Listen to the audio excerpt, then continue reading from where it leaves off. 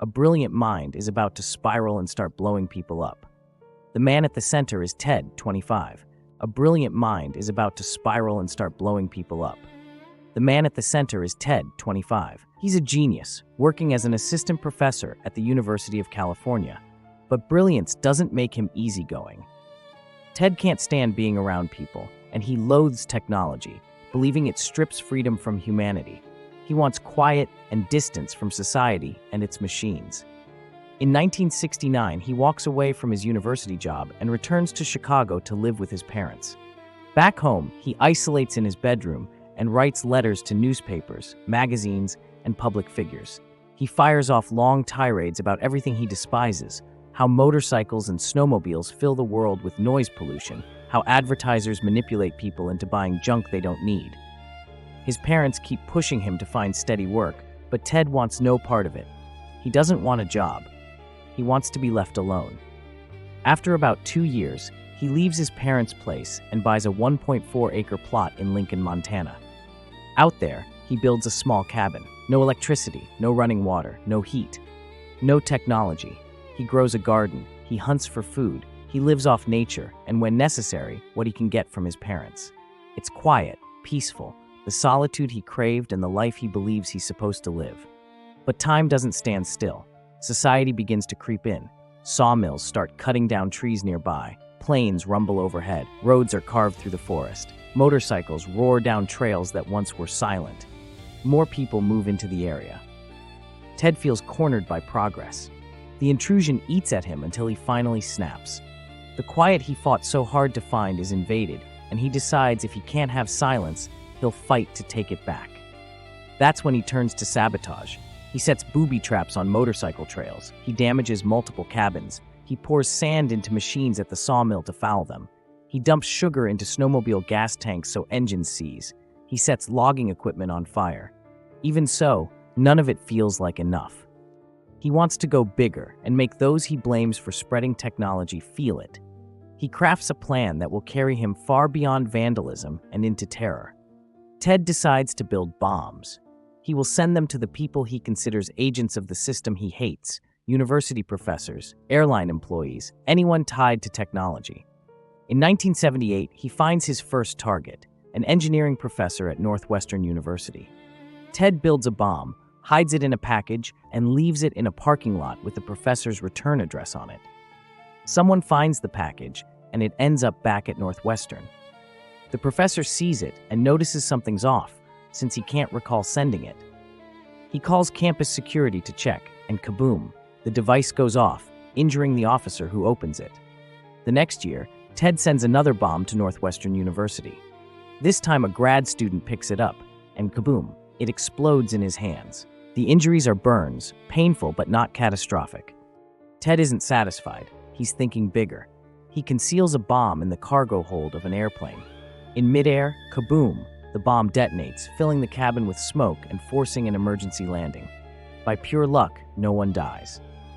The message lands. Someone is sending explosives through the mail into the heart of academia and aviation. The federal investigation heats up. The feds start connecting dots and realize the devices point to a single maker. They give this unknown perpetrator a name, the Unabomber, short for University and Airline Bomber. The FBI warns the public that a dangerous individual is mailing bombs to random targets. People are rattled. Ordinary mail suddenly feels risky. While the fear spreads, Ted sits in his remote cabin, reading about the chaos he's created. His bombs have captured attention, and he keeps going. The next year, he sends a bomb, hidden inside a book, to the home of the president of United Airlines. The recipient opens the package, then the book, and kaboom, it detonates, inflicting severe injuries. 2 years after that, Ted mails another device to a professor at Vanderbilt University. The professor's secretary opens it and kaboom, she's hurt. He sends 2 more bombs to his former workplace, the University of California, Berkeley, and kaboom, 2 more people are injured. After that, he targets a professor in Michigan. Another detonation leaves both the professor and his secretary wounded. With each attack, Ted refines his craft. His bombs grow more advanced, more precise, and more lethal. Up to this point, the devices have only injured people. That changes in 1985. He sends a bomb to a computer rental store in California. The store owner spots a package in the parking lot, picks it up, kaboom, and dies on the spot. Ted has crossed the line into killing. His campaign is no longer just a series of injuries. The stakes and the carnage are escalating. 2 years later, he travels to Utah and plants a bomb outside another computer store. The owner sees it, lifts it, and kaboom, it explodes. This time, the victim survives but is seriously injured. There's a break. A woman witnesses Ted dropping off the package, and she helps police create a composite sketch. That sketch appears in newspapers and magazines nationwide. Ted sees it and realizes the case is closing in. He vanishes and stops bombing for a while, retreating even further off the grid. 6 years later, it's 1993, and Ted returns to his campaign. He sends a bomb to a geneticist. 2 days later, another device goes off at Yale University, injuring a professor. A year after that, he targets an advertising executive, kaboom, and kills him.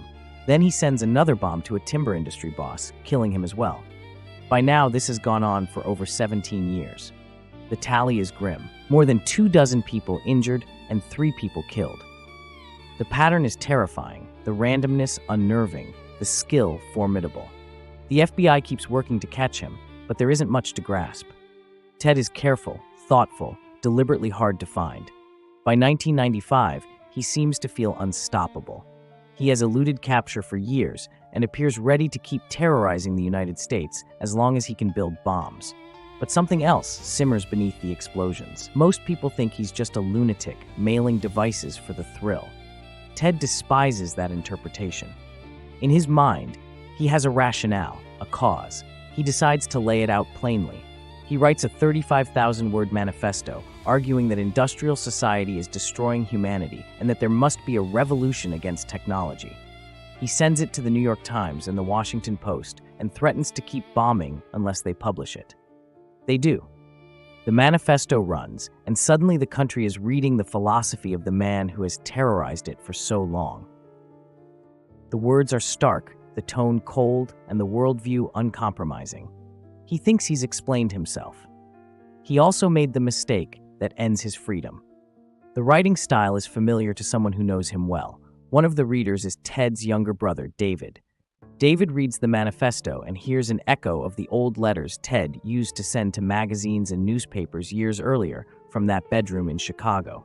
The cadence, the vocabulary, the obsession, it all sounds eerily similar. He reaches out to the FBI. It's a risk, it's personal. It's also the lead investigators have been desperate to find. Armed with that tip, the feds track down Ted's cabin. They move in and arrest him. A mugshot is taken and the long hunt ends.